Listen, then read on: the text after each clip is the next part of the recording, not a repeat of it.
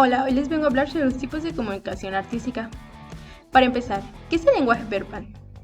El lenguaje o comunicación verbal es el tipo que utiliza signos lingüísticos en el mensaje.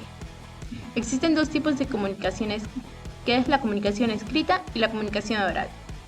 La comunicación escrita es otro proceso comunicativo a través de las palabras, en la que las personas utilizan como código común, que es la expresión gráfica de los morfemas que se usa. También expresa ideas a través de un código escrito, bien sean palabras de una misma lengua o cualquier sistema convencional que pueda ser decodificado por los receptores del mensaje. Por ejemplo, ya sea una carta digital, un papel o un correo electrónico. La comunicación oral es el intercambio de ideas a través del habla.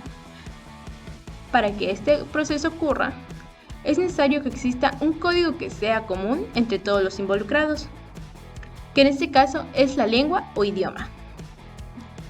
Dicho de otra forma, no puede haber comunicación oral sin existencia de una lengua, y esta a su vez se materializa a través del habla.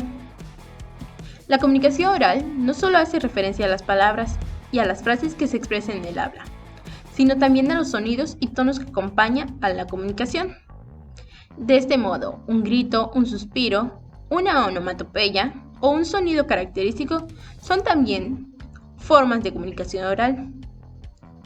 Esta comunicación puede ser espontánea, ya que puede sugerir a través de conversaciones entre dos interlocutores sin que exista nada preconcebido. Por ejemplo, con signos orales y palabras habladas de forma gestual. También tenemos otros tipos de comunicación. Existe la comunicación no verbal kinésica. La kinésica o cinésica es otro nombre para la comunicación verbal mediante el lenguaje corporal, o sea, mediante movimientos de extremidades del torso que poseen un significado expresivo, apelativo o comunicativo y que pueden ir junto al papel verbal o en su sustitución. Como siempre, esta utiliza los gestos, la mirada, los movimientos del cuerpo y la postura. Por ejemplo, un brazo, una caricia o un guiño de ojo.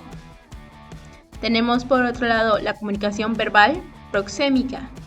El lenguaje proxémico es el lenguaje verbal y no verbal, en que el hablante utiliza según la distancia que existe entre él y la persona a la que se le está hablando.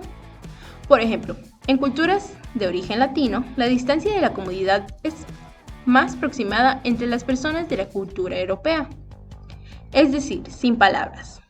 Al contrario que la comunicación verbal, esta ayuda a acotar y a comprender los mensajes sin necesidad de utilizar un lenguaje. También tenemos la comunicación paralingüística verbal. La paralingüística es parte de la comunicación no verbal, que estudia todos aquellos elementos que acompañan a la comunicación verbal y que constituyen señales e indicios normalmente no verbales.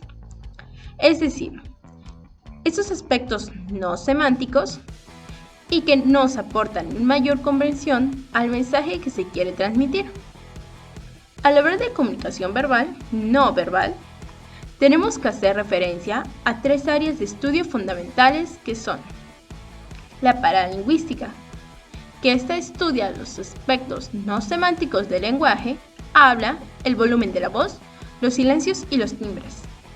Por ejemplo, ejemplos de comunicación no verbal serían gestos, señas, expresiones faciales y corporales, posturas, miradas, apariencias físicas o colores. Un dato que me parece muy importante es que en la comunicación no verbal, la kinésica se combina con la paralingüística, o sea, el volumen de la voz, el tono y otros recursos que complementan las emisiones lingüísticas. Y con la proxémica, que ésta utiliza el espacio personal. Entre estas tres dimensiones, definen las características del proceso comunicativo.